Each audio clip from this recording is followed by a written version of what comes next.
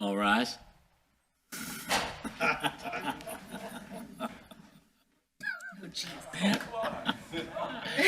Go ahead, John. To the flag of the United States of America, and to the republic for which it stands, one nation, under God, indivisible, with liberty and justice for all. Well, good evening, all. That started out as a little gag at Kevin McCluskey's expense, but then fortunately we showed our respect to the flag. Welcome to the regularly scheduled Board of Commissioners work session for Tuesday, September 5th, 2023. Mr. Berman, will you call the roll? Commissioner Gondek. Present. Commissioner Forresty Grubb. Here. Commissioner McCluskey. Here. Commissioner Cavender. Here. Commissioner Quinn. Here. Commissioner Hart. Here. Commissioner Wexler. Here. Commissioner Trombetta. Here. Commissioner Holmes. Here. Before we go any further, tonight, Tuesday, September 5th, the board met in executive session to discuss matters involving township litigation. The first item tonight on our agenda is a presentation from Joseph Pozo of the Center of Public Safety Management. He will be presenting a fire and EMS study that we commissioned the CPSM to provide for us. And Mr. Pozo, welcome, and you're appearing virtually tonight, and the floor is yours. Well, thank you so much, Mr. Chair, and to all commissioners for having Center for Public Safety Management come into the township and provide a comprehensive analysis on your fire and EMS agencies. And just before I get going, are we sharing screen, or is somebody going to roll the PowerPoint for me? Could you share your screen, please? Yes, sir. I just need somebody to allow it.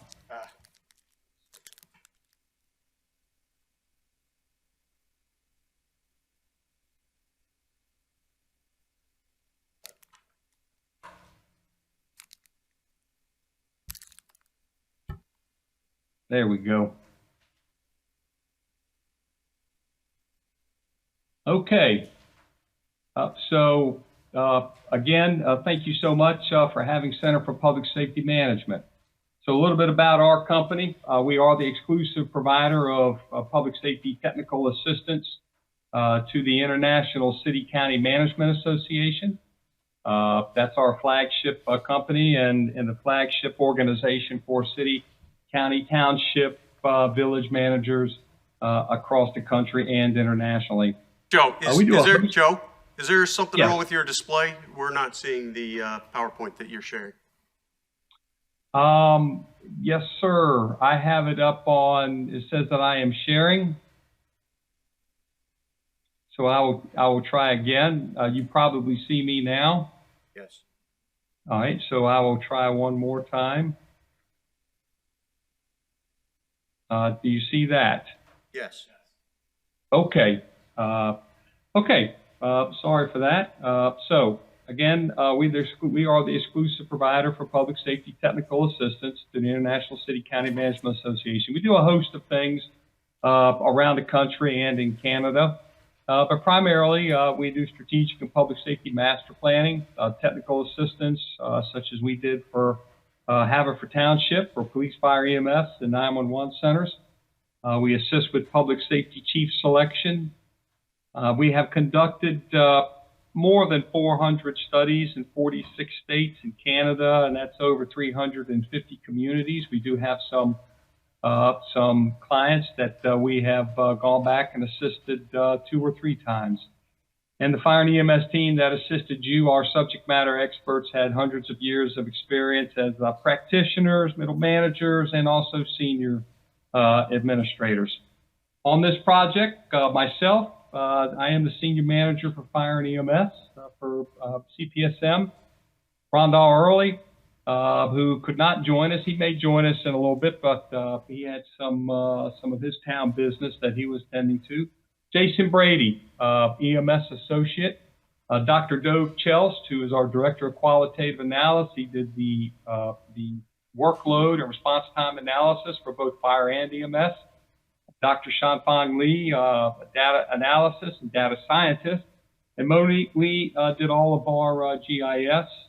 She is our GIS specialist that works on fire and EMS projects. So, significant report components, things that we did that we think are important to this report. We did an analysis of your fire services, your 5 volunteer fire companies. We did a pretty comprehensive analysis of emergency medical services. We did a community risk profile, which is very important in fire and EMS. Community risk, as you know, drives fire and EMS calls. And we have 18 total recommendations. Now, I'm not going to take you through each one of those recommendations this evening.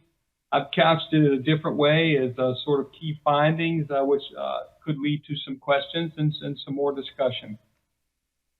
Again, we do a pretty comprehensive data analysis. We look at response times, workload, resiliency, very important. And we have the resiliency both for fire and EMS, and that is how redundant are services, so that if one company is busy, a fire company in their district perhaps has all of those units dedicated to a call, what's the resiliency for other fire companies in the township and or through mutual or automatic aid, and of course ambulance transport.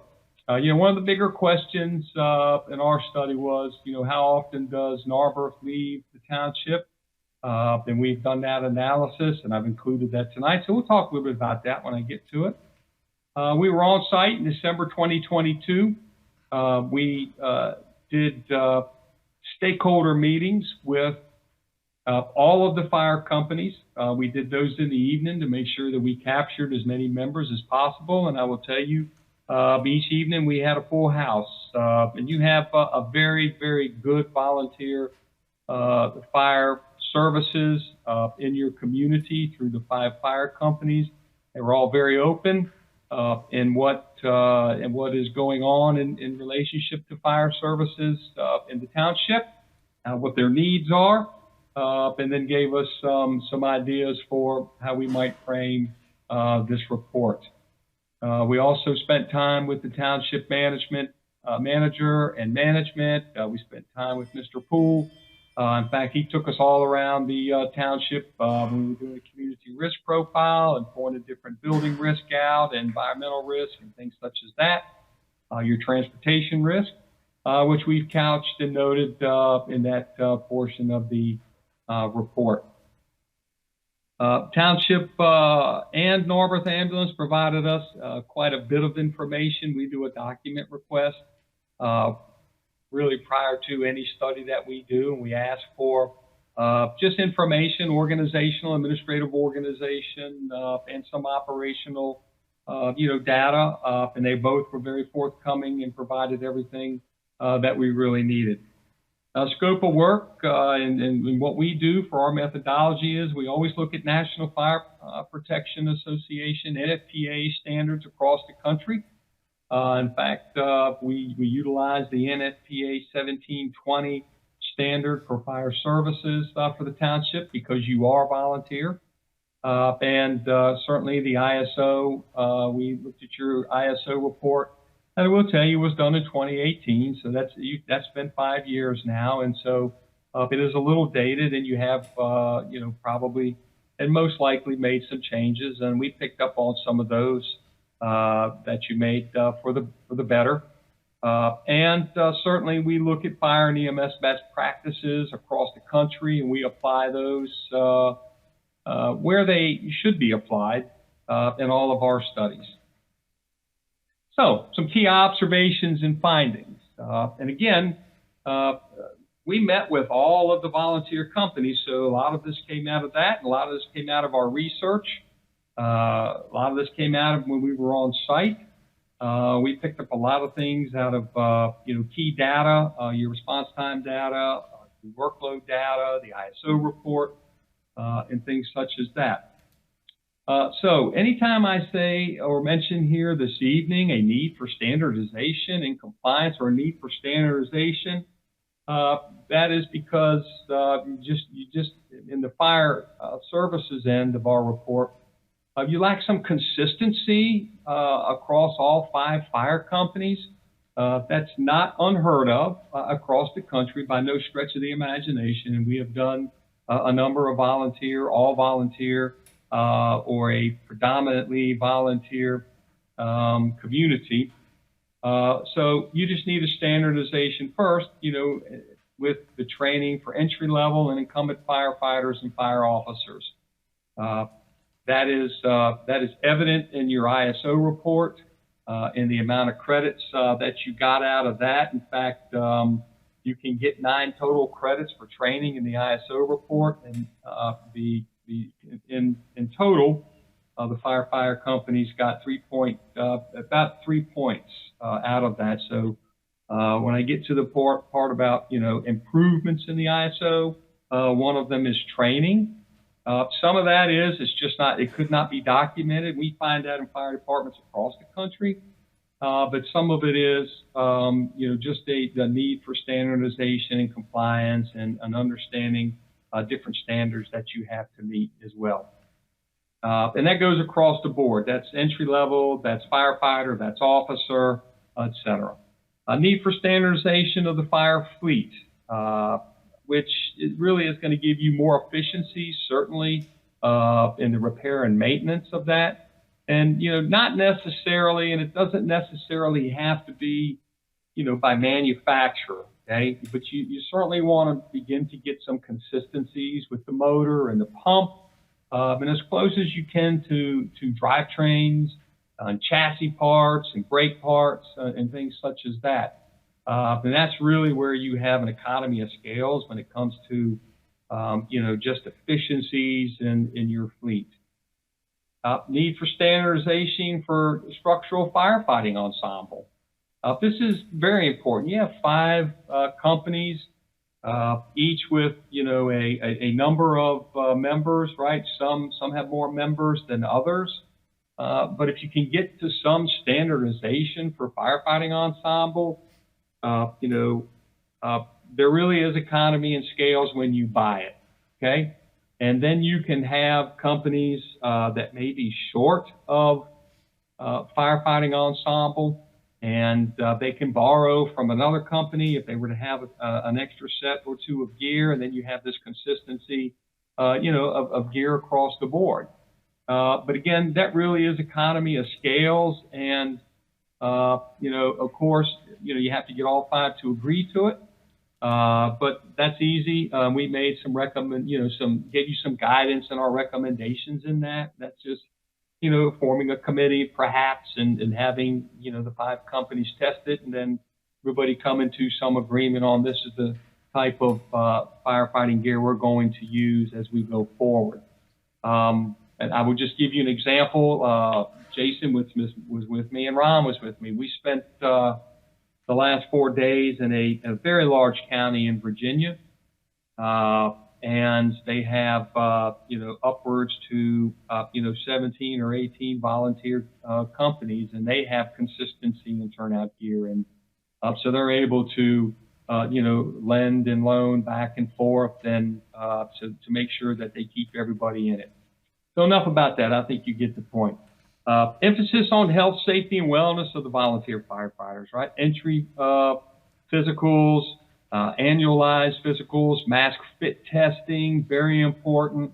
Perhaps some issuance of, breathing apparatus, self-contained breathing apparatus, masks to each combat, what we would call like a combat firefighter, the one who's certified to go in to a burning building, or what we would call an environment that just lacks oxygen, so you need that self-contained breathing apparatus.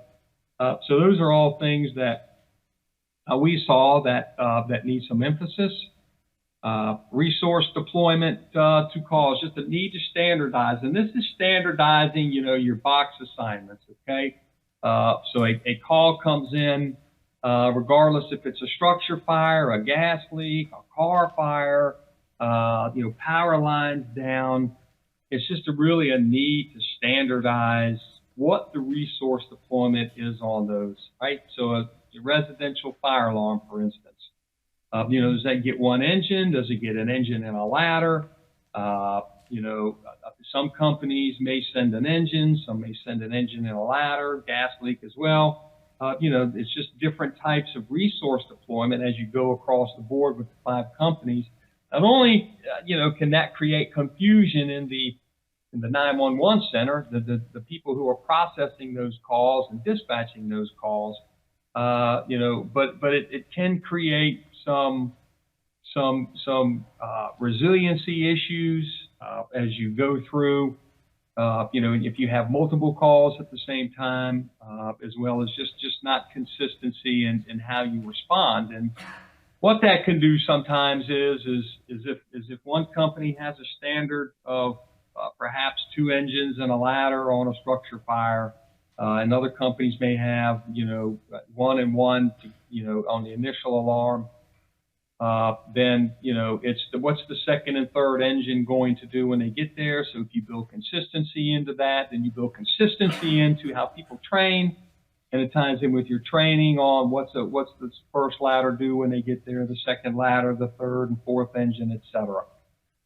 So we just saw that really as a weakness in the system, and so we point that out this evening. And, need to standardize some consistency in operational policies and procedures. They are different in all companies.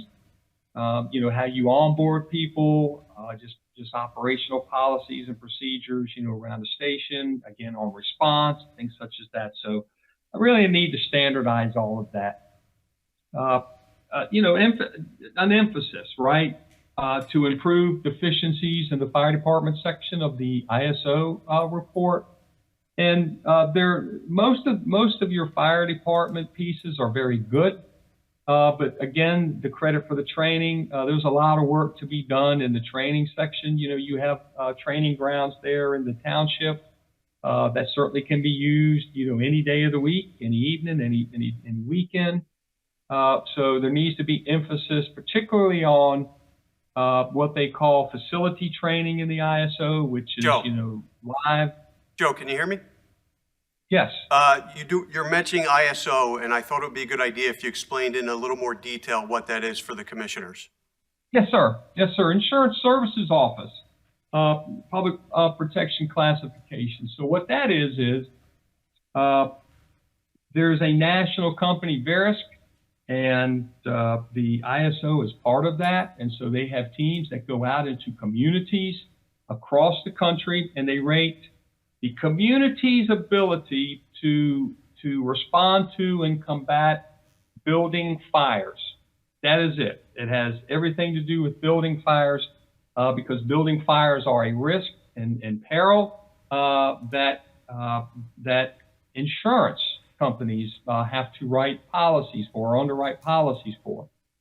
And so some insurance companies use the fire department rating to when they get to the fire and risk perils portion of the policy, they will use the community's ISO rating, and some don't, and the ones that don't have their own system. So regardless of whether a insurance company is using ISO or not, they have their own if they are not. But really, it's the community's how prepared are these? So it has 3 major components: emergency communications, how the alarm is received, how the fire department is notified.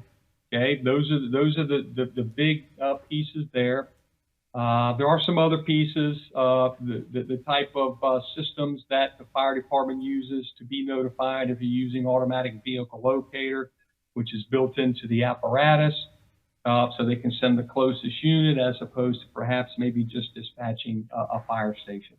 The fire department has several sections, right? Credit for your engine companies, which you did very good. You got 5.56 out of 6 credits available for that. Credit for reserve pumpers, credit for pumper capacity. They take your buildings and they review all of the buildings in the township, and they take the ones or the one that has the largest fire flow, and the fire flow for the township is 3,500 gallons a minute.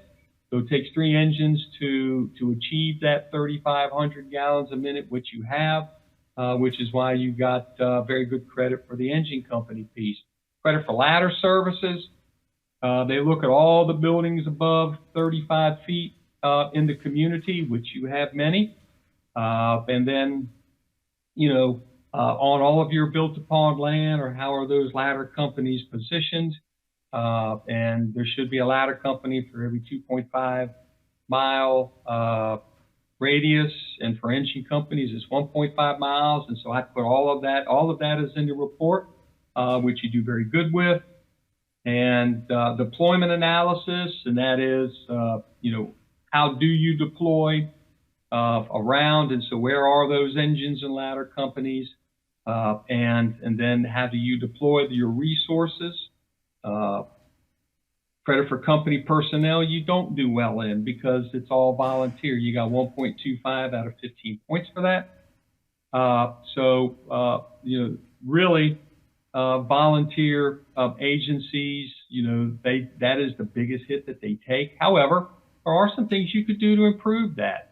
There could be some designated duty crews at some stations, or all stations, which you document, and so you can show the ISO when they come in.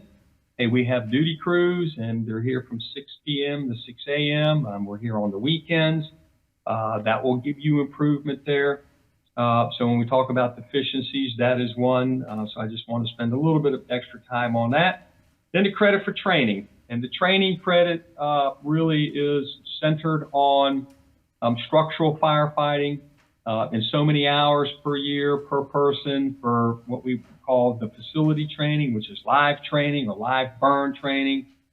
So many hours a month for members in structural firefighting. Emergency vehicle operator course for new people, and then for incumbent people, that's the EVOC driving course. So it's all of those training pieces that you have to meet the requirements. Now, what happens sometimes in the training pieces is that those who are handling training, whether it's career or volunteer, they are unaware of those types of courses, believe it or not. They just haven't been educated in that. So that's why we spend time in our reports on the ISO, and that we really like to use it as an educational piece, so that those who are in charge of training recognize this, and now they can build their training plans around the ISO, because it is important. And then the last piece is water, your water supply system, right? So you have that in the township, and so that's your hydrants. And if you have a community that has a good grid system with fire hydrants, and then the next piece is, right, how often do you test those fire hydrants to make sure you're getting the gallons per minute out of them that is required, and are you also inspecting those hydrants, right? So there should be, to get the most credits, you test those hydrants every year, and you inspect those hydrants every year, and then you keep the records for those hydrants every year. So those are the 3 big components of the Insurance Services Office, or ISO as you hear it. A lot of people think it's a fire department rating, right? So you will see a lot of, very proud, fire departments say we're an ISO 1 fire department. But really you're an ISO 1 community. And you are in Haverford Township, a class 4, /4X. So class 1 would be the highest. And generally speaking, classes 1, 2, and 3, insurance companies will look at that and say, hey, this community as a whole is prepared for building fires. You're not that far off at a 4. In fact, you were 68.90 out of 105. And so you just, so you needed to get to 70 to be, to the next level, which is a class 3. So that's why we pointed out, you have some low-hanging fruit there with the training. So you do okay with that. Class 4 is nothing to be really ashamed of, quite honestly. And so that's the ISO, and that's how that works. Another key finding, right? Need to establish automatic aid agreements with, you have contiguous jurisdictions, right, that have well-placed stations and deployable assets that are really in pretty close proximity to areas of Haverford, particularly as you go north. Certainly to your, I guess it would be to your east. You have, a couple of stations, but as you get north and on your west side, you have some fire stations that, in our opinion, should be used more, even on the initial alarm, because of their proximity to your northern part. It's not heavily populated out there. We're aware of that, but you do have built upon land out there, larger homes, larger buildings, et cetera. So we think that that's a win-win for you. Consider the implementation of a full-time fire administrator. So you asked, Joe, how'd you get to that? Okay, well, one of the things, pieces that came out of our stakeholder meeting really was, that was like the #1 piece out of the stakeholder meeting. We would like to have somebody that will assist us as volunteer companies get consistent administrative and operational practices and functions, and get consistency amongst the 5 volunteer companies. Assist us with getting this, consistency with gear, run cards, right? So we're all running on all the boxes. We're all dispatching the same amount of units, et cetera. So, again, that's really a local decision, but it's something that came out, and we find that as certainly a key finding, really. When we get to the EMS piece. You have an agreement with Narber Ambulance, and you're very familiar with your agreement, and what you as a township put into that, and then what certainly the Narber Ambulance is responsible for putting into it, which really is the people. But it's a level of performance agreement, and there's 2 types of you have a level of effort. You have a level of effort agreement, okay? Our observation and really recommendation is an agreement that takes you to a level of performance. So let me tell you the difference in the 2. Level of effort is what you have, right? Your contract says Narber will provide you 2 ambulances, okay? 22 ALS ambulances, 24 hours a day, 365 days a year. That's it. There really isn't any performance tied to that. And so what we're looking at and what our observations are really is to take a look, and prepare as that agreement comes back around, and consider a level of performance.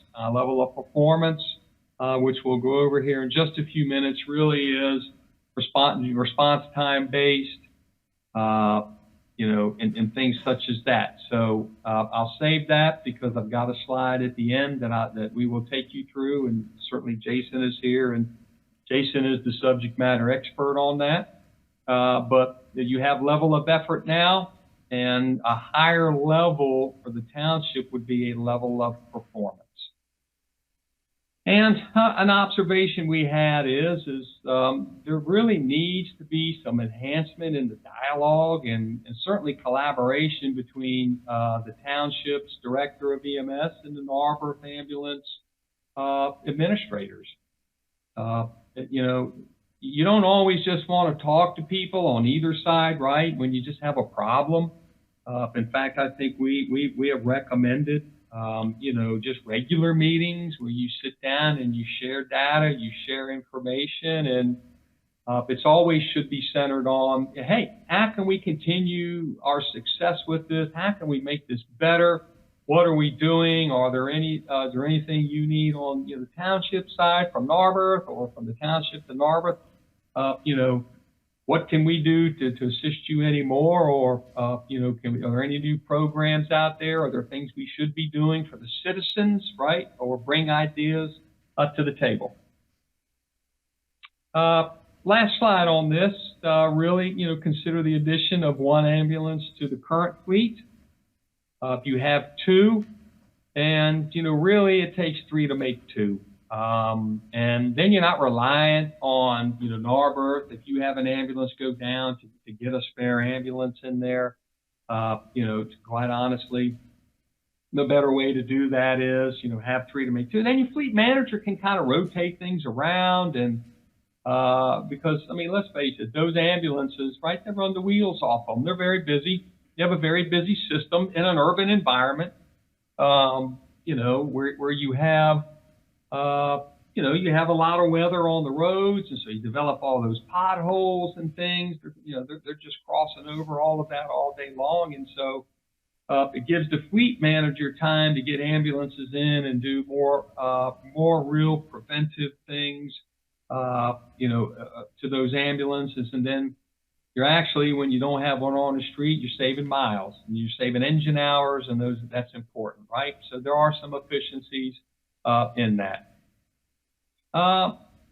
Look at, we did some study here, and we'll show you in a minute, but we think just because of the size of the township that you deploy both units from a single centralized location. Makes a lot of sense for a lot of reasons. One, more efficient for you as a township in what you're managing as facilities, right? So you can reduce some facility costs there. And you have 2 crews, operating together. So that's 4 people, and it shift change time. If you have a crew member who may have called out or maybe running behind, you've got 4 people now that you can certainly choose from, to hold over until you're able to establish and get that 4th person or 3rd and 4th person, depending on what the circumstances. And then it just happens with staffing. So it helps you in a lot of different ways, and it doesn't hurt you on travel times. And if you have questions on this, Jason can certainly take you through this.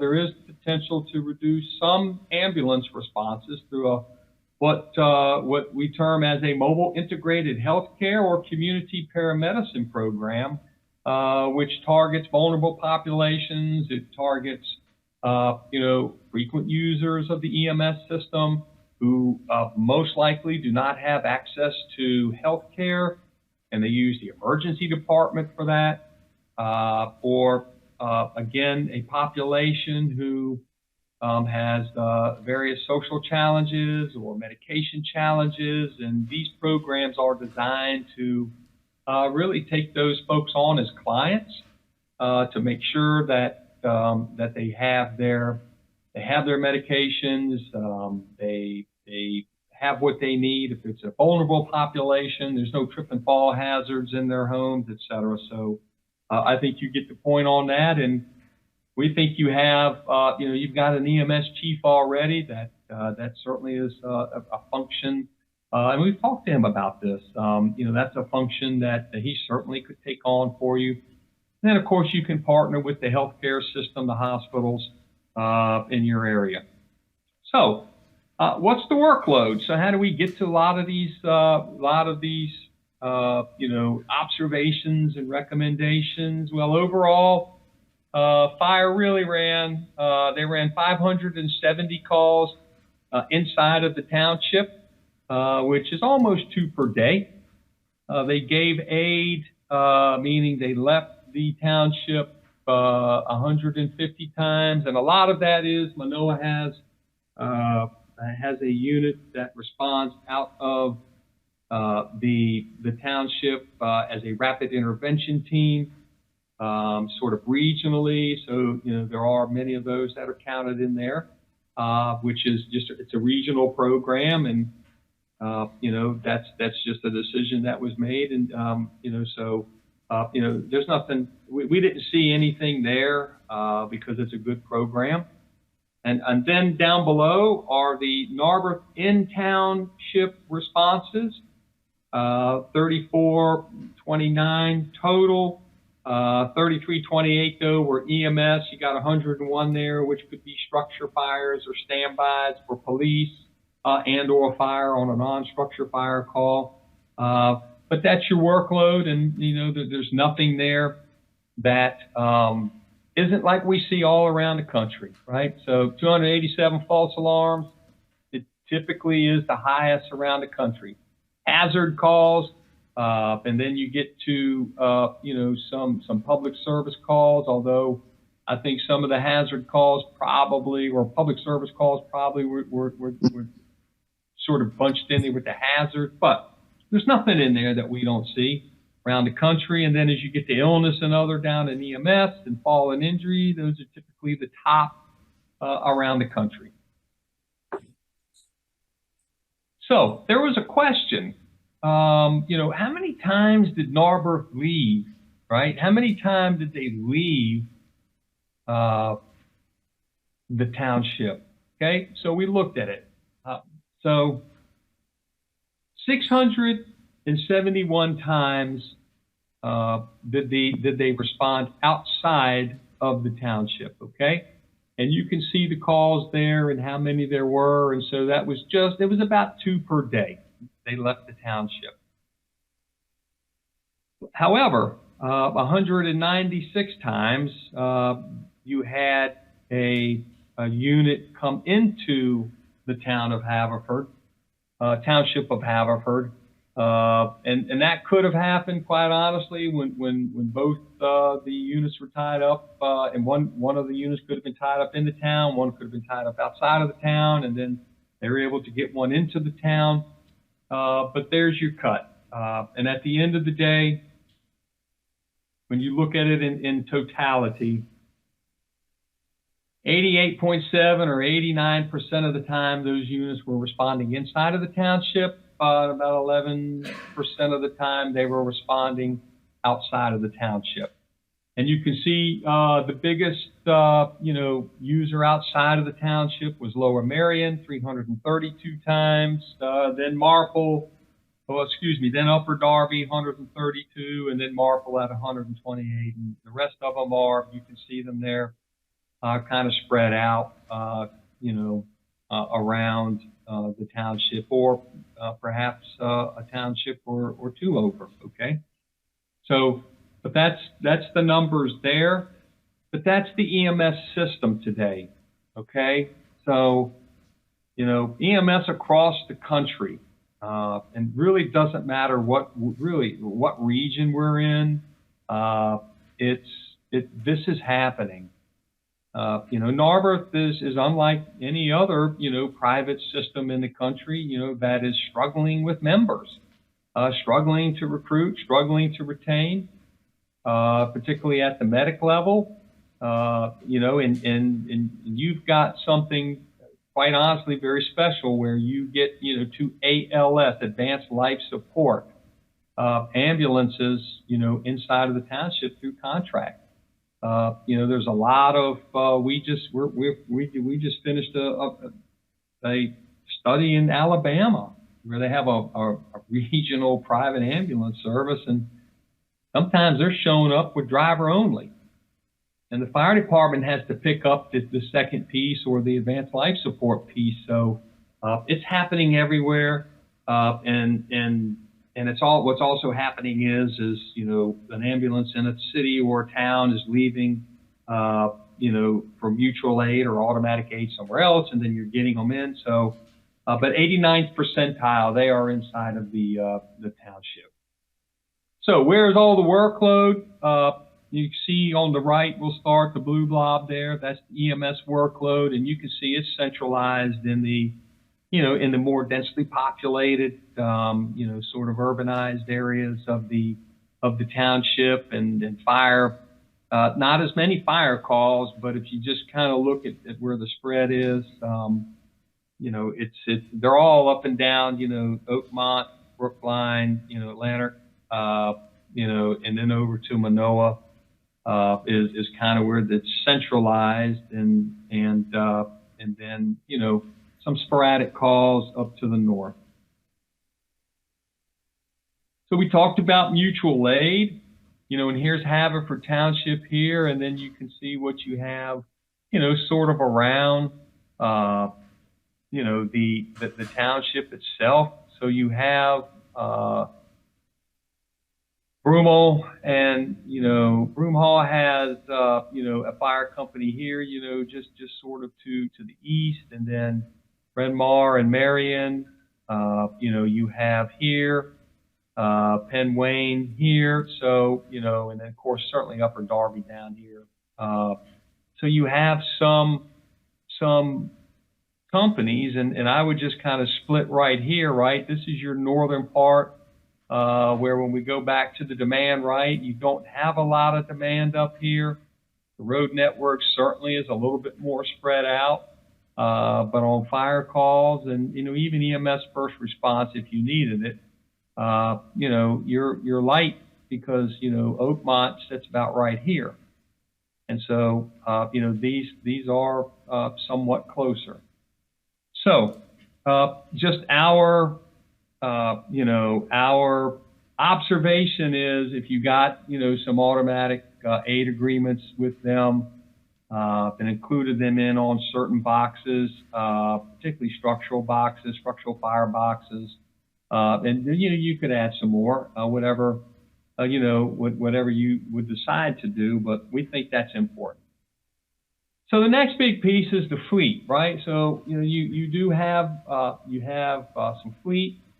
You have a large fleet, and which pretty much the township funds, and you fund the maintenance to that. You do have some company-owned apparatus, which is okay, and that's even across the country, where you have cities and towns that assist the volunteer companies with fleet, and that happens all over. You are not alone, and that's a good practice. I'm going to be honest with you, that is a best practice, because we have done volunteer agencies, and we're doing volunteer agencies where they don't have that assistance, and I'm telling you, there's a marked difference. So what you're doing is a best practice, and certainly appreciated by the volunteer companies. But over on the left, with the colors, this is your current fleet, really, which is, sort of aggregately 6 engines, a foam engine, and, that's at Brookline. And, you got 3 squad engines. Squad engines are different than, regular engines or pumpers, right? Squad engine is, the body on the back is built differently. You have more compartmentation, higher compartments, so that you can carry certain rescue equipment, right? The jaws of life, and all the tools and accoutrements that go along with that, and as well as some rope gear and some other gear for your technical rescue pieces. So, and they are an important piece of all communities. We build those into fleets. I've managed those in fleets I've had, and they are very good to have, because they are just so flexible, right? And you want to have diversity in your fleet. You got 3 ladder trucks. Oakmont and Brookline are straight ladders, and you have a tower ladder at Lanark. You got, rescue light and air truck, and then you have some medium rescues or some smaller rescues, and all mixed in there are again, some, volunteer owned. So our recommended fleet, certainly you need an engine in every station. You have 5 engines, and so we looked at 3 frontline engines, Bonaire, Brookline, and Lanark.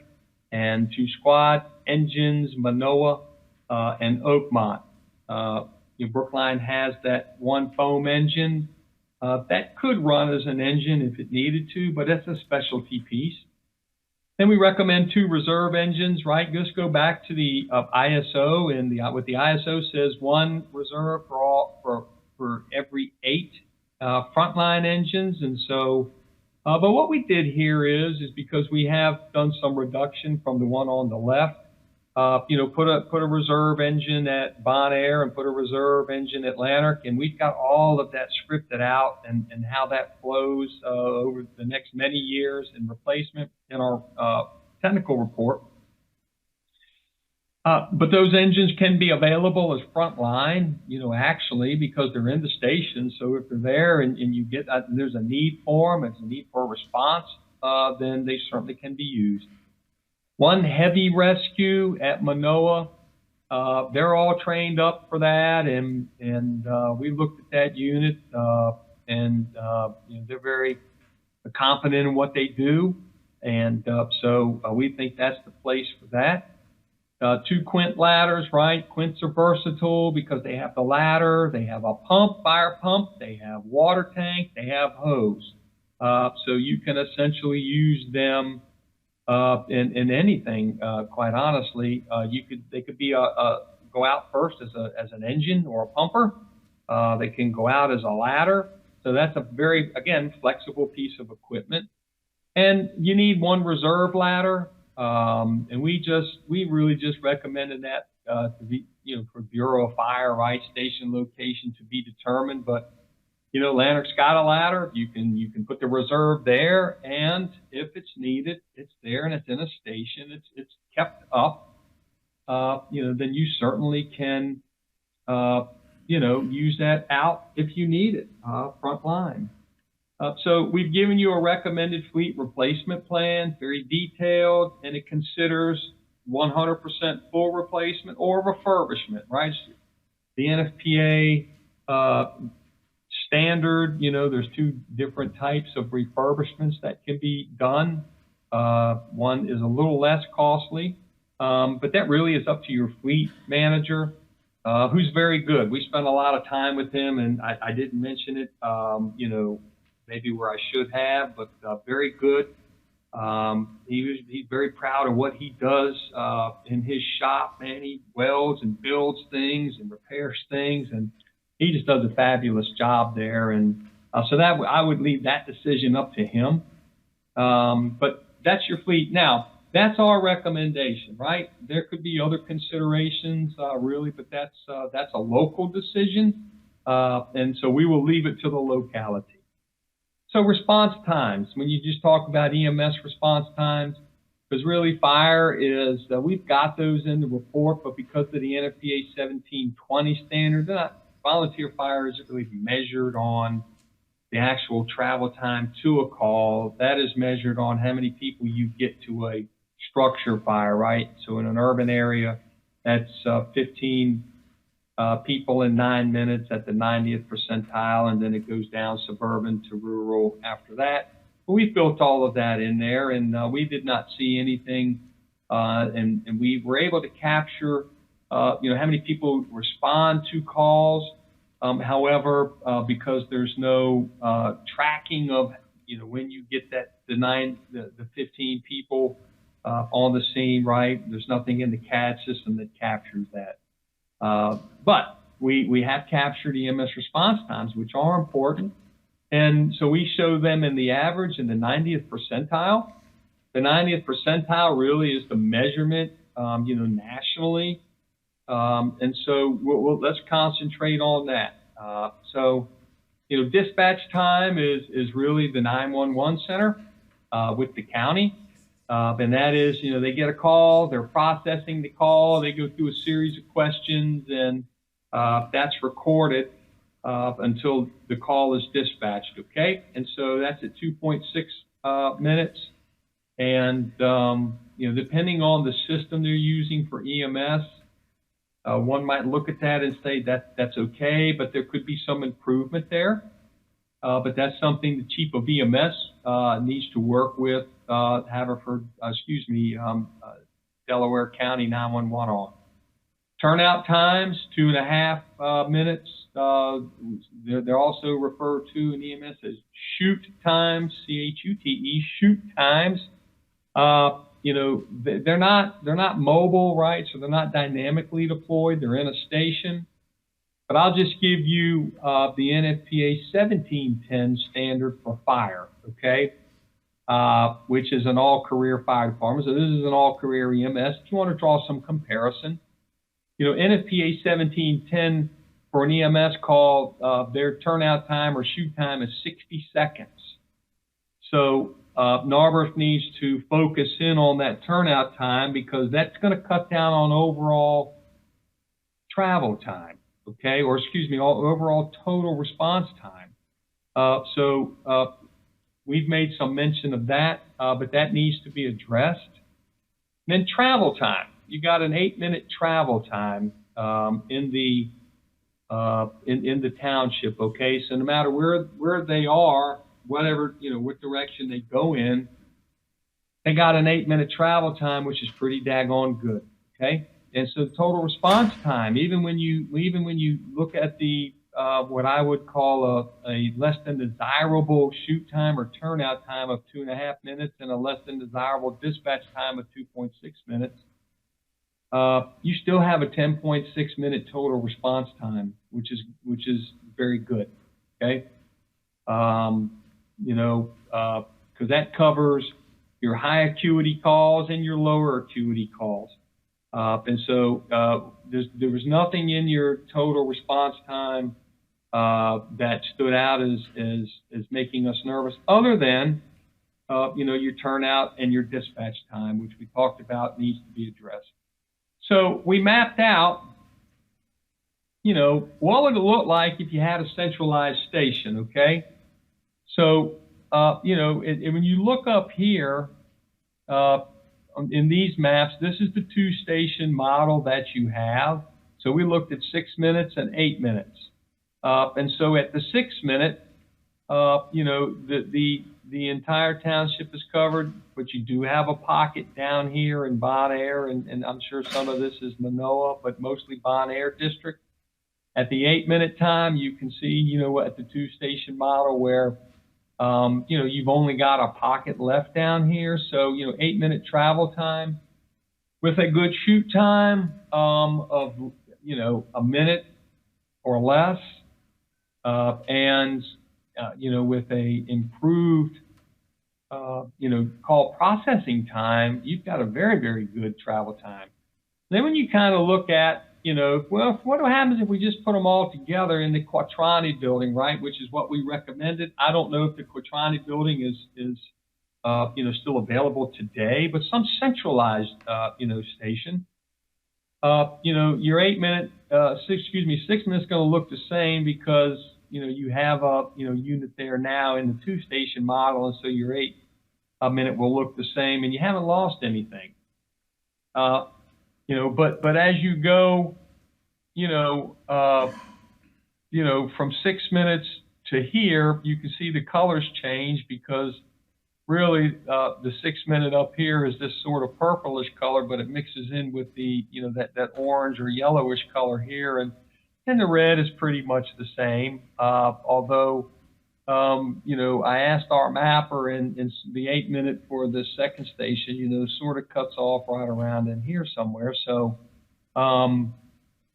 you can't see it here, but it does get a little darker. So, where they overlap.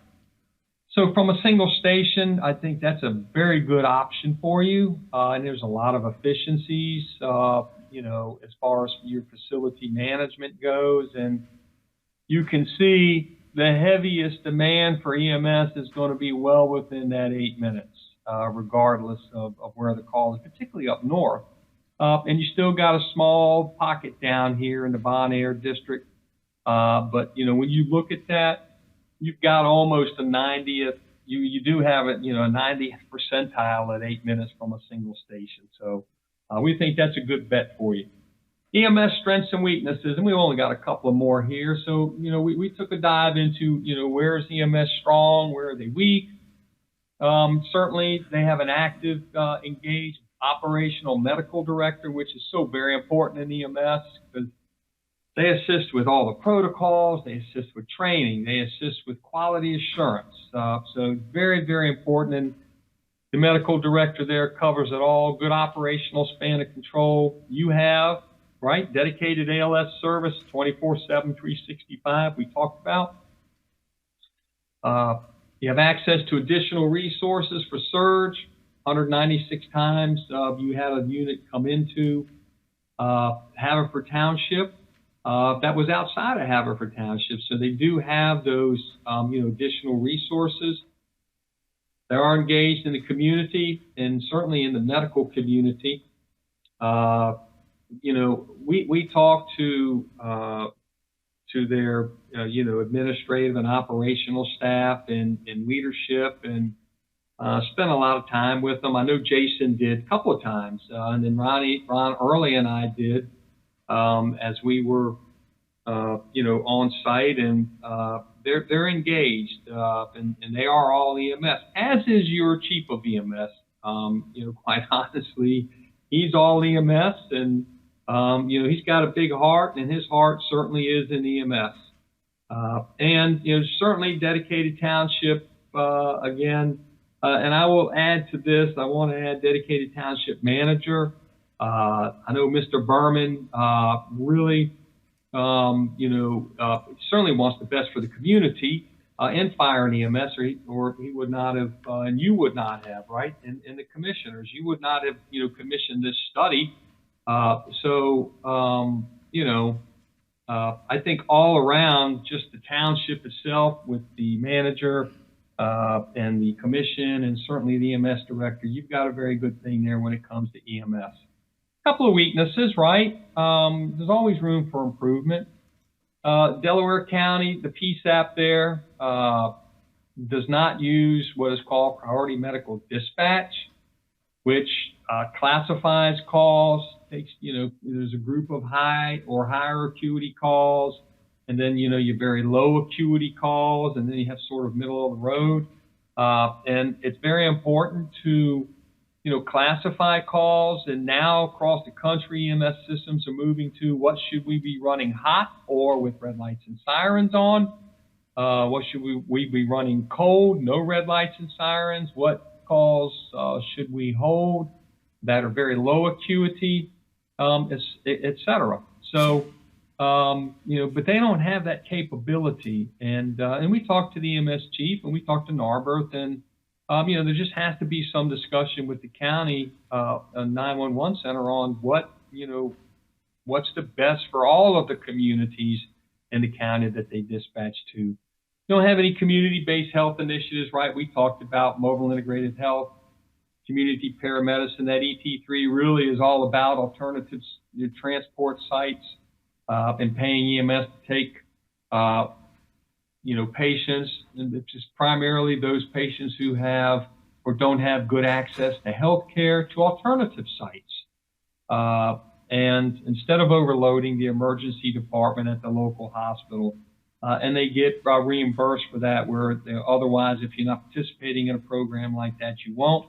Nurse triage is another good program, certainly to use in the 911 center, and it helps and assists in that sort of call prioritization. Fleet size replacement we talked about, potentially, the township adding an ambulance.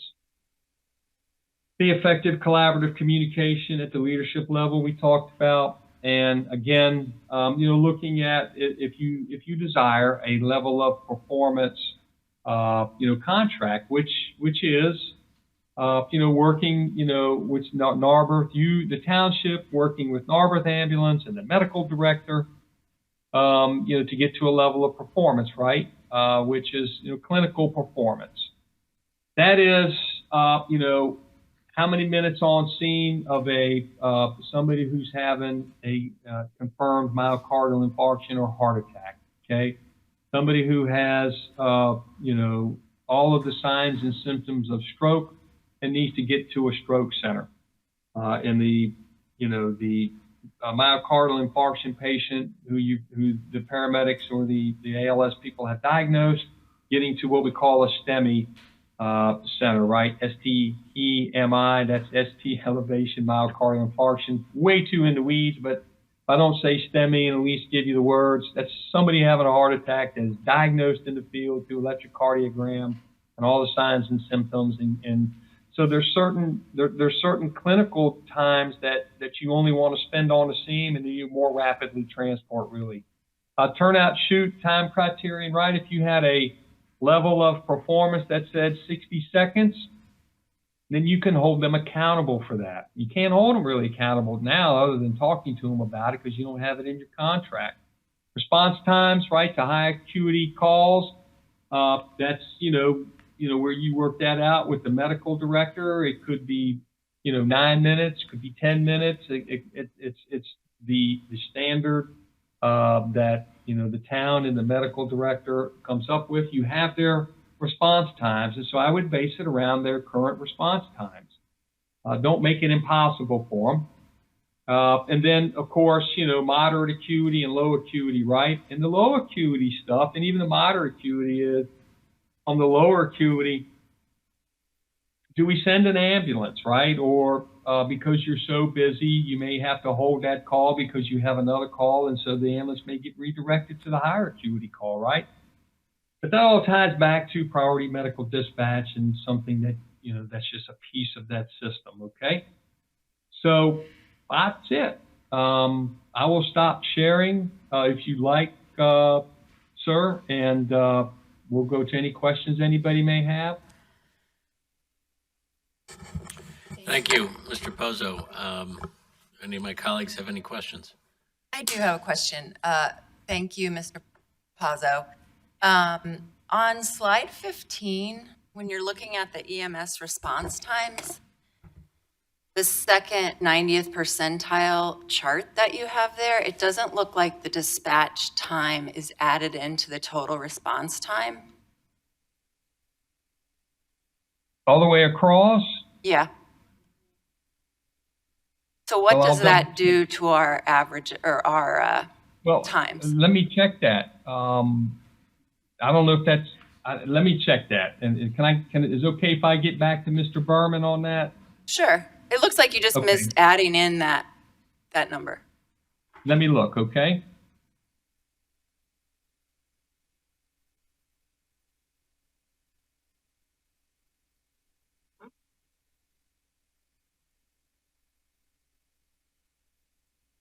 Yes. I think he's going to look into that and get back. Oh, I'm sorry. I thought he was looking at it right now. Anybody else have any other questions? I do. So in terms of on slide 7, where you recommend the consideration of the implementation of a full-time fire administrator, are you Yes, sir. are you talking about, I guess for lack of a better term, a more clerical position, or are you talking about some, almost like a fire marshal, something of a little bit more of a leadership policy setting position? Yes, it would be more of a in a leadership position and administrative, sort of an administrative head, perhaps, of fire services to assist with setting policy and guidelines and assisting with procurement, as you standardize perhaps turnout gear, apparatus, and things such as that.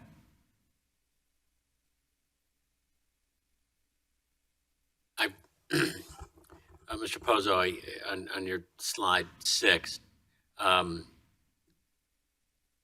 of your 6 observations on this are about standardization. Do you have in mind that fire administrator would that be the principal job, perhaps, Yes, sir. to implement the standardizations?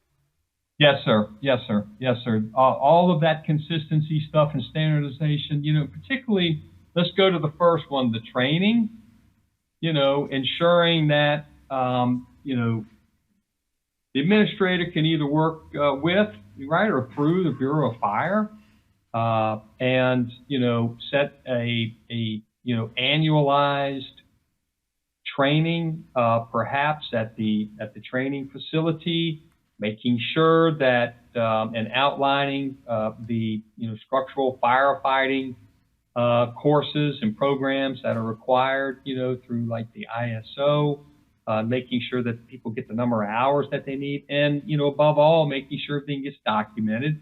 Working with the local fire chiefs, right, at the stations, to make sure that their training, et cetera, right, is in line with what's happening in the township, the types of calls that you're running and things such as that. And certainly with the PPE leading that, committee or leading that group that does the testing. But the fire administrator is the one who's contacting all the vendors, right? Need to get all these vendors in. I need this set of gear or 2-3 sets of gear from this vendor, this vendor, this vendor. There's a lot of manufacturers. And then putting everybody through the test and writing and documenting, grant writing, okay? You've got assistance to firefighter grants out there. It was approved again this year, and it's well over $300 million. That the FEMA provides to career and volunteer fire departments around the country, and all of the health and safety, making sure everybody has their mass fit test. Working with the Bureau of Fire and the volunteers on entry physicals. What type is that? What should we be doing? It's got to be some type of occupational health, and making sure if there's an annualized physical, right, that everybody's getting that. And so it's a lot of organizational, administrative things you go to, and then, assisting operationally as needed, right? Again, working with the Bureau of Fire, right? How do we get the run cards so they're consistent? Do we need this many engines on this call? Do we need to add a ladder? Don't we need to? Do we need to, add the heavy rescue? When do we add the foam unit, right? All of those things. And so there's a lot that goes in, sir, to running a fire service, and there just is. And there's so many things that you have to think through and work through. And one of the biggest things is really the health and safety of all the firefighters, and just all the gear and all the health and wellness things that go into that, and the types of apparatus. Are they safe? And so there's a lot that goes into it, and a lot of times, and I'm not saying any of the volunteer companies in Haverford do, but a lot of times volunteer companies miss some things because they don't have a dedicated, even a group of people that are looking at everything. Okay, and so that's what I see that position doing. Thank you. Do any of my colleagues have questions? Yes, one of our local hospitals closed about 4 months after your study. I'm just wondering, how do we factor that into the EMS response times and going forward? Here's what it potentially will affect. It will affect the out of service time. And how close was that hospital? Or which hospital was it? It's Delaware County. So it's the closest from My side of town, your side of town. this part of the township. Okay. Well, here's what it does. It will certainly,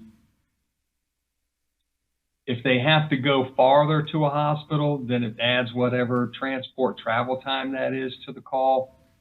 So if the average call, let's say, lasted 50 minutes, then the average call now could last 60 or 65 minutes. Some of that additional time could be from,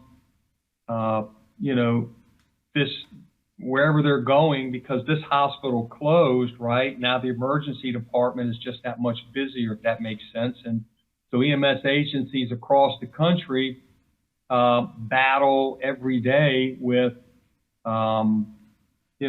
just wait times at the hospital.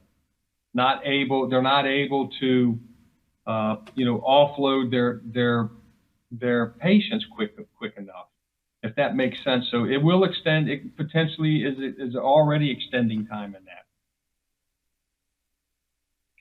I have one more question, and I'm sorry to harp on this, but could you go back to slide 15? Because when you add in the extra time, it goes from like 10 seconds to 13 seconds, which is 13 minutes. Okay, minutes, I'm sorry. 13 Obviously, minutes. Right. That would be really fast. So could you just talk a little bit about what that discrepancy Yeah. means for the Yeah, outcomes? absolutely. You still have an 8-minute travel time, which is very good. So the turnout time has to be reduced, okay? So reduction in turnout time, even by a minute. So now you're at 12 minutes, and the dispatch time, whether or not Delaware County can do that any quicker. But if you cut 30 seconds off, you've got a minute 30 to 2 minutes, man, that you can cut off of that right now. And so again, Jason, you want to speak to that? I mean, I don't see that yet but Jason, to that additional time. Probably help if I unmuted myself. Good evening. Response times are certainly a performance measure, but they are a quantitative number. And there's a lot that goes into response times, as you can see, from dispatch to turnout to travel. We did allocate some information within the report as we talk about critical staffing. Certainly, certain call types are going to be more of a priority than others. In the world of EMS or public safety in general today, there's no such thing as an unlimited resource. You certainly want to have the quickest and fastest response time that you can possibly have.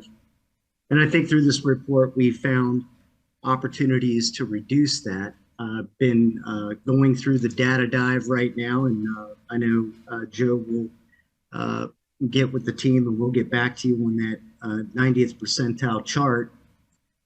I would just say anecdotally that whatever level of performance that Haverford Township desires for their citizens is what you should pursue. Just know that all of that comes with a cost, a significant cost at times. I run a very large system. We have very respectable response times, but quite often I get asked the question, well, if our 90th percentile is at 6 minutes and 17 seconds for all call priorities, what would it take us to get to 3.5 or 4 minutes? And my response is always the same. Well, we can do it. We can absolutely do that. I can put an ambulance on every street corner that is in the city, and the cost of that would be $58 million. How would you like to pay for it? So I think that's relative to the overall performance. Obviously, in the highest acuity, when it comes to cardiac arrest, unresponsive, drug overdoses, people not breathing, traumatic injuries, cars flipped over in ditches, every second of every moment that you call 911 is going to feel like an eternity. And within EMS, we strive at every level to find those areas of improvement. And certainly turnout time, station-based is different from static deployment. So a static deployment model would be where they don't live in a station. They come in, they get in a truck, and we station them on the street, and we move them all day long for 12 hours. They go where the call is, and we move them periodically through heat signature mapping, where we know by the hour of the day of week, where those calls are going to come in by historical data, and we put together that response plan based on that data. You can do any of the above. You can do hybrid, you can do static deployment, which you currently have, which they are station-based. And when you're station-based, more time goes into that deployment because they're not sitting in the front seat of the ambulance when the call comes in. They might be sleeping, they might be eating, they might be using facilities, they might be on the computer, on their phone, whatever they might be doing. But it takes them a period of time from receiving that call to when the wheels are actually moving in the direction of the need.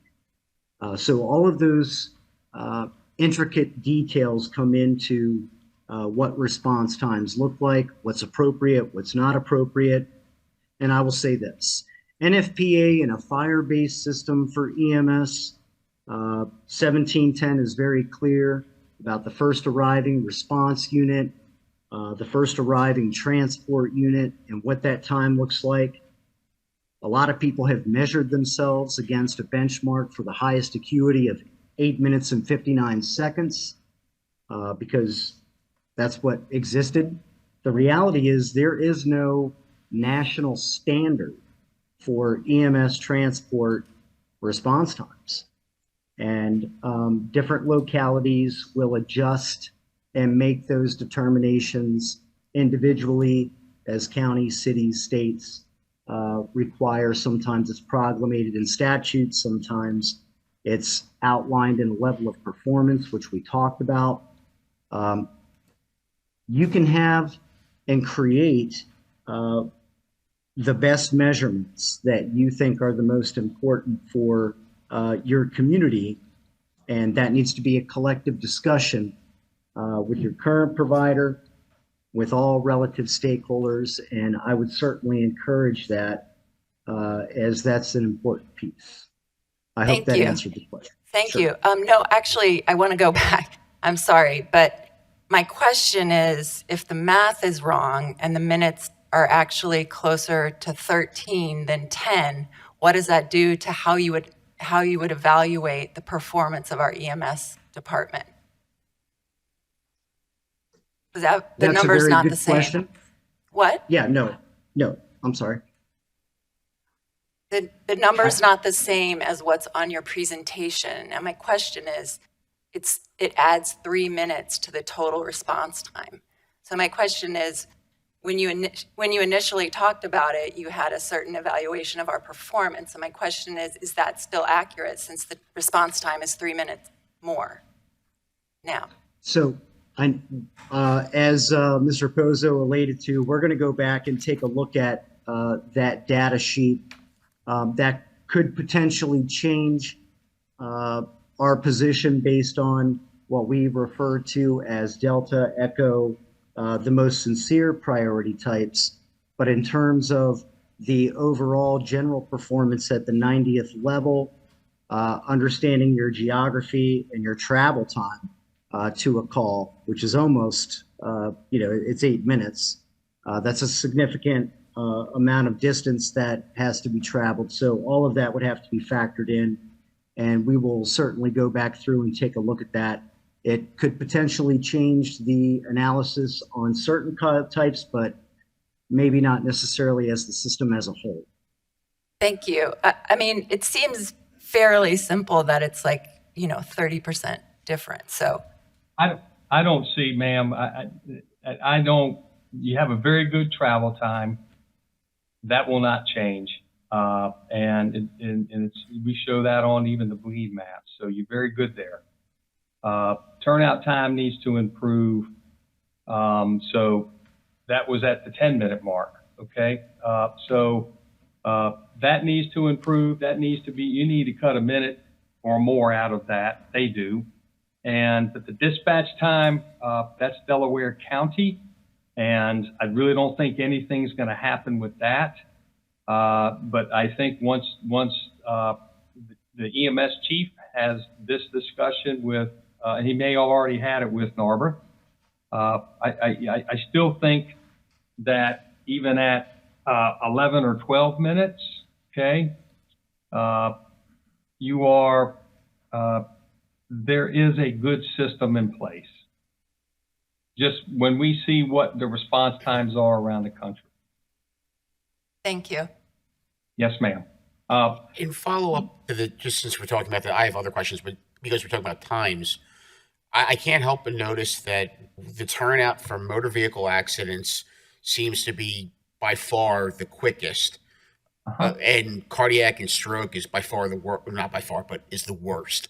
And I'm just curious why there's such a discrepancy in turnout times between those types of events. We can never determine that. We get asked that question, sir, on other studies. I can't determine that. That's their. I don't know. I don't know if it's a reaction to the type of call. I don't know if it's a reaction to the way the call is dispatched and what the medic or the EMT, the listener perceives it as. I just don't know. I can be honest with you. We get asked that all the time, and we would have to go back through, 3,000 calls and find the people who took the call and did that kind of, that type of study. And so that's a hard one to figure out. And I guess just another one, just to clarify, you're not saying that our firefighters, our volunteer firefighters aren't training. You made reference though that maybe the record keeping for it could be improved for purposes of ISO. Yes, sir. I'm not saying they're not. I know they are because they have training nights. What I'm saying is on training is that sometimes it's not documented. And so when ISO comes through and they do their review, they look at what's given to them. And then they determine from there how much facility training, how many times have you been to the training center, maybe gone through live training, maybe done multi-company training with other stations, and or what type of training are you doing? And they just may not understand, even in the large career departments, they may not understand what type of training is a requirement for ISO, okay? And, and what type of training may be required if I had any recertification to do. Typically, that, right? Like in EMS, what your EMT recertification is if a firefighter happened to have that. They know what to do there. But it's not that they're not training, because they do. They all have a training, designated training, either weekly or monthly, and they do it, and they're required, right? There's a certain percentage that they're required to attend. So they're doing that. It's just really the type and then formatting that and being more acutely aware of what might be a requirement for ISO and things such as that.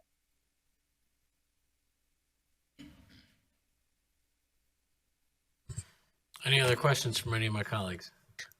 I have a question, and it's regarding slide 6 on the presentation, which is key observations and findings. And it lists like 6 bullet points with the word standardization in 5 of the 6 bullet points. And I just wanted to ask for that for further clarification. We've got 5 amazing volunteer fire companies, starting with the one in my ward, the Lanark Fire Company, established in 1913, and then Oakmont and Manoa and Brookline and Bon Air Fire. These are all, 100% volunteers. And I'm thinking in my terms, when a teacher is got their classroom running pretty well and someone comes in and says, you need to standardize more, the teacher's like, what's wrong with what I'm doing? I understand the importance for standardization, but I just wanted to be clear that, or to have it confirmed that this push for standardization is for the safety of our volunteer fire force and also all of our citizenry, so that they can share equipment and know how to train on everything. And so it's the same equipment across all 5 volunteer companies for everyone's safety and security. Is that right? Yes, ma'am. Nothing in here says they're not doing something, and they're not doing something good. In fact, we point that out at the beginning, what it says is exactly what you mentioned, ma'am, and that is, the health and safety of the firefighters. And the more consistent that you're working together, the more consistently that you are, responding with similar standardized type of procedures, similar standardized type of gear, etc., then you become comfortable, working in and around other companies. So it has nothing to do with that they're doing something wrong. These are just observations, and some of it, is for economy of scales and procurement and things such as that. So. But really, and the health and wellness stuff, the emphasis there, that is for, as it says, that is for the health and safety of the firefighters. So again, nothing against or to say that they're deficient in just how they're operating. That's not the intent. Oh, I didn't think that was the intent. I just wanted to be really clear about Yes, ma'am. why the standardization is so important. So thank you so much for answering Yes, my ma'am. question and pulling together this report and presenting it to us. Yes, ma'am. I have a follow-up, sir, if I may. Yes. I had a question on Delaware County Memorial Hospital closing, so I pulled up the data report, and there were 123 transports out of 2,638. So very low percentage, 4.7% of the time.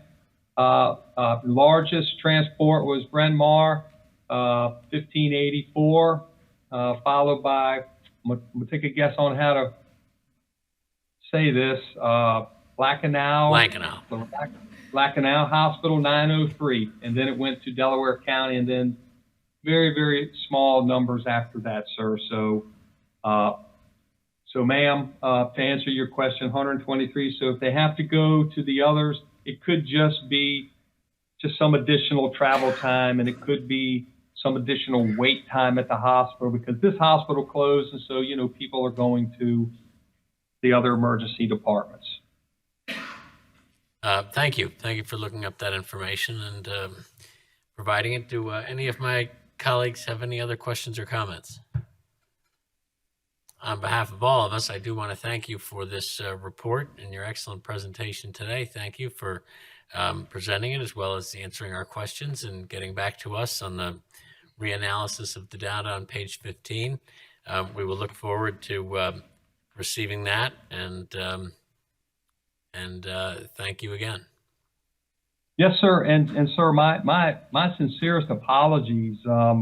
I missed that, and everybody on the team missed it, and whoever, and that we had to spend any more time on that we needed to and the commissioner who pointed it out. Thank you very much. But that we had to spend any more time on that than we needed to, is not a good reflection on us, and I apologize sincerely for that. I do. Well, apologies not necessary, but accepted. At least it confirms to our constituents that some of us are paying attention. And I do want to thank all the members of the fire departments, leadership on down to every firefighter who participated in and made up the constituency of your focus group and the information that you got. I appreciate their service every day to us and their extra service in assisting the CPSM in their report. So thank you all, and thank you again. Good night, gentlemen.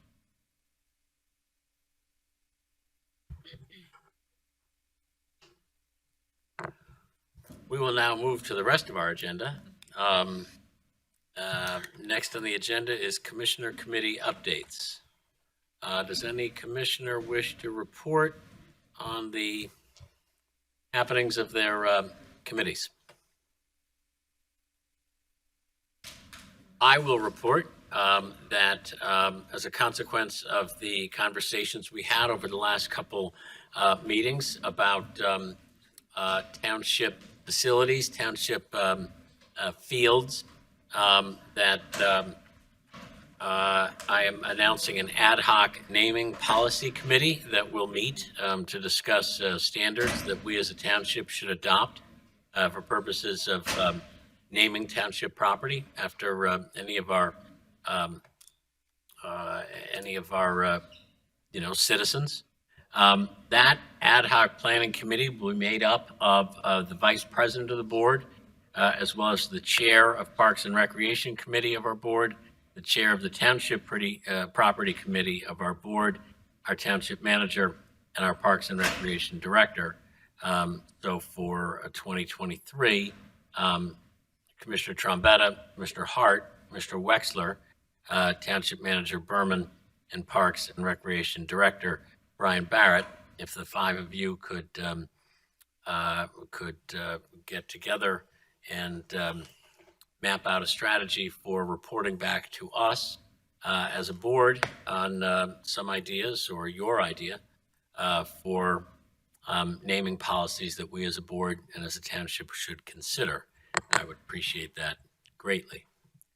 Any other commissioner committee updates before we move on? Yeah, on behalf of the Ordinance Committee, just note that we've been looking at and are considering a draft ordinance regarding the limited municipal exemption process. That draft ordinance is in a form that those of us in the committee have discussed, and the township's now going to take the next steps in terms of get it in front of this board in terms of advertising and discussing it with the County Planning Commission. Excellent. Thank you, Commissioner McCluskey. Anything else? Next, we will call on the police department to give us our monthly crime report.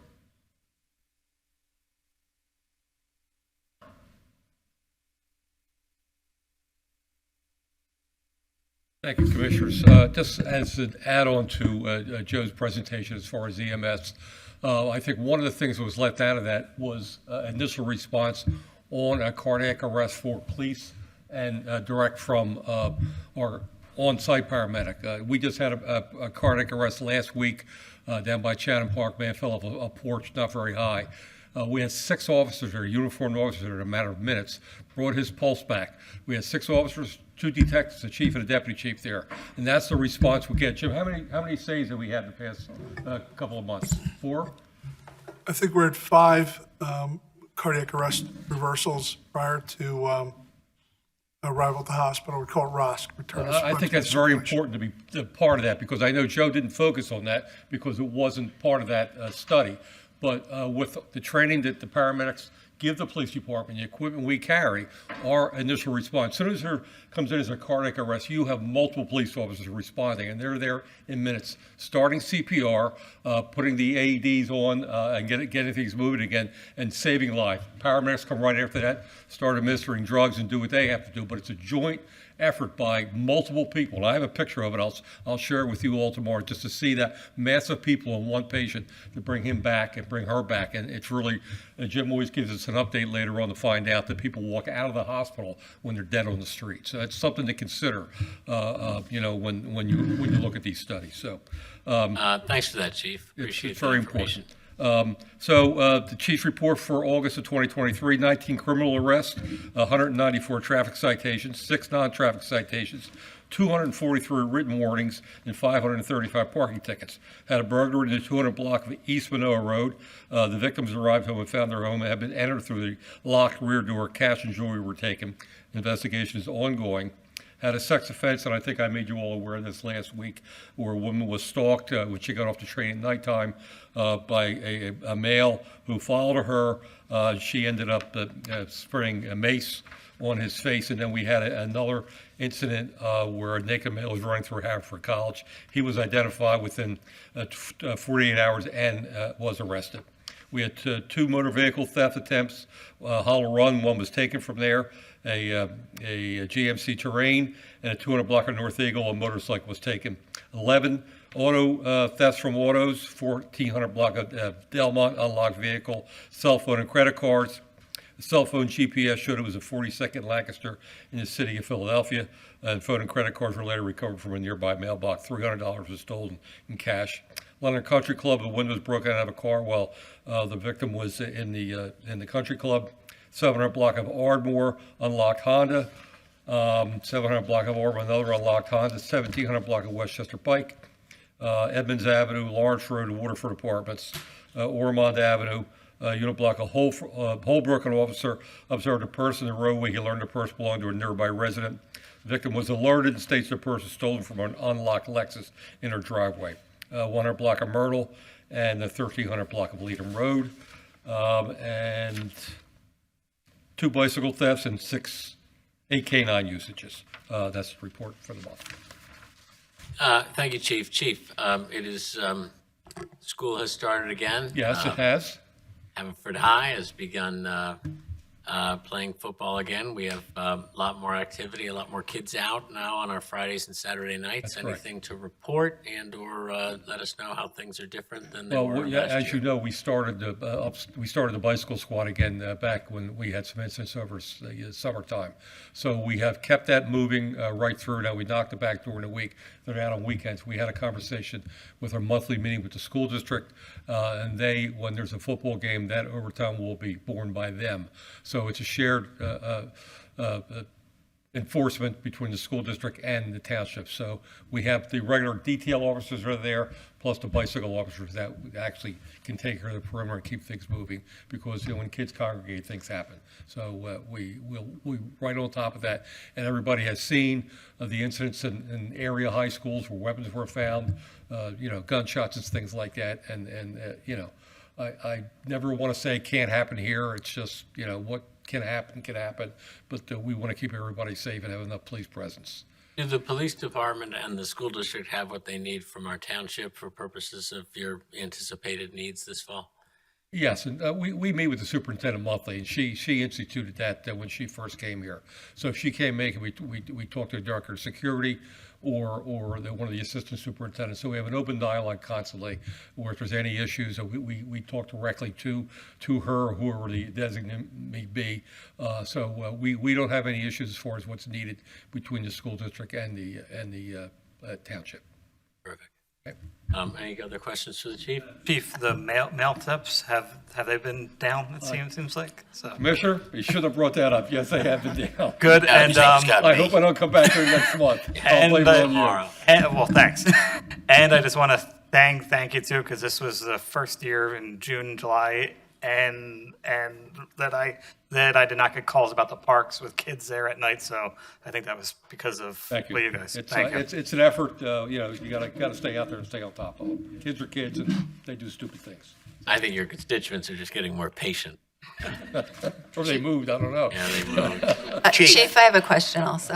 How are we doing with crossing guards? We had all the positions filled as of today. 5 called in. So that means 5 officers have to be off of patrol, but that's kind of standard of what happens. But it's a constant ebb and flow. Who leaves, somebody comes in. So they get there, they realize it's not an easy job, especially days like today. It's hot or in the cold weather. So they get there and realize that it's not for them. So. But the positions are. They're filled, but we always like to have reserves because there's always somebody calling in sick. Who had a question? I had a question. Can you, when you're talking about school coming back, I know that you work closely with the school district, and I'm just curious, maybe for my own peace of mind and maybe other parents, can you talk a little bit about the process if there were some kind of weapons incident at a school? Like how do you respond? Do they just call? Like how quickly can you get there? However we get that report, and they usually come in pretty quick. Just from experience from surrounding areas when there are weapons calls. It's immediate response by police, and every police officer is trained for entry into a school or a public building. So years ago, not that many years ago, we would wait for a team, 2 or 3 officers. Now the response is they carry the proper equipment. Their response is to immediately go to the source. They don't wait for anybody. They go right to the source. And we talk about this and train for this on a regular basis. So it's a standard in Delaware County. It's not just Haverford Township. We all train the same way. Now, we are lucky here. We have officers who are trainers in this type of environment, but the rest of the smaller police departments, other police departments in Delaware County are trained by the FBI who give this type of training. It's exactly the same thing we do. So we have immediate response, go right to the source to do what we have to do. And then as the other officers come, take control. It's bedlam early on, but it's controlled bedlam. So Thank you. That gives me. Hopefully, we'll never have to Right. answer that type of call, but it's one of those things that we all, as police officers, worry about that. Yeah. Well, thank you for that. You're welcome. One last follow-up. You talked to us about the Haverford Alert System, I Yes, think thank a you. couple months ago. Can you talk about how that's going? Yes, we would like to have more people sign up for it. In fact, I was going to shoot everybody an email tomorrow to put it on their website or as they send out information so we can get more people signed up. There was an incident recently somewhere, I think it was the area where the escaped convict is, where people were concerned they didn't get the notifications. And that is a result of we see here when something happens that they don't get the notification because they're not signed up for anything. We can only get so much information out, but you have to have responses to it. Now, we had a meeting with Delaware County last week with some training here for another alerts notification system. Delaware County can put out an alert throughout the township on every cell phone and landline that they have, and that's almost every house in the township. But they will only do that in extreme emergency. So we don't have access to that for various reasons. So if something serious happens, we can ask Delaware County to do that. It would encompass the whole township. Well, our goal is with this alert system is we can define it by a neighborhood, such as there's a lockdown at, say, Linwood School. We can say that neighborhood is a lockdown. Maybe it's a bad traffic accident. Something's going on there. That's our goal. So we definitely want to get more people signed up for it. Thank you. You're welcome. Talking about signups, how are signups going for the new Crime Watch system? Well, that's the camera? referring to the Crime Oh, Watch that's the system. same, that's the same, okay. Yeah, I don't have the exact number. We're going to do a little work on that tomorrow. But I'll get that out. I'll give you the number where we're at. Like I said, if with the commissioner's help, we get that out and more people sign up for it. So, okay. Thank you, commissioners. Thank you, Chief. Next week's agenda, one of the first things we'll be doing is appointing 2 entry-level police officers. So look forward to that. It's always a nice ceremony. We will be considering ordinance number P10 of 2023, which is a traffic ordinance. We will also be considering resolution number 2323 relating to Haverford Township Day. And that is, that resolution in particular is to designate the chief to do everything he needs with PennDOT to make that day happen. We'll also be passing a resolution for ARPA money purchased for basketball courts. That's approximately $14,000 payment we'll be doing. Next week, we'll also be considering our annual minimum municipal obligation. The hour has gotten late. This is something that we usually explain in some detail. Does anyone object if I ask our Assistant Township Manager Cuthbertson and our Commissioner McCluskey to plan to just give that some serious discussion at next week's regular meeting? That's fine. Good. No objections. We will also, under consideration, 2 tax settlements that have been negotiated by our solicitor in cooperation with the other taxing authorities, one of whom the school district takes the biggest role in those usually. We will be considering several contract awards. An award for the contract for the Darby Road streetscape, basketball court restoration at Preston Park and Grange Field, as well as supplemental planning services. Dave, were we also considering 2 additional contracts? Actually, I misspoke earlier. It's just one, and for the basketball courts, we have the backstops. We also opened bids on Friday for the restoration of the court surfaces at Preston and Grange. And that contract, the lowest responsible bidder bid $101,600. So we'll be asking for you to approve that contract next week. Excellent, thank you. So that will also be under our consideration next week. And then finally, next week, we will be, not at the end of the meeting, but at the beginning, we will be issuing a proclamation recognizing National Recovery Month. So that is our agenda for next week. Do any commissioners have any questions or comments about the contracts and items that are on the agenda, with the exception of the MMO, which we will go into more specific detail next week? Hearing none, I will entertain a motion to adjourn. No move. We are adjourned.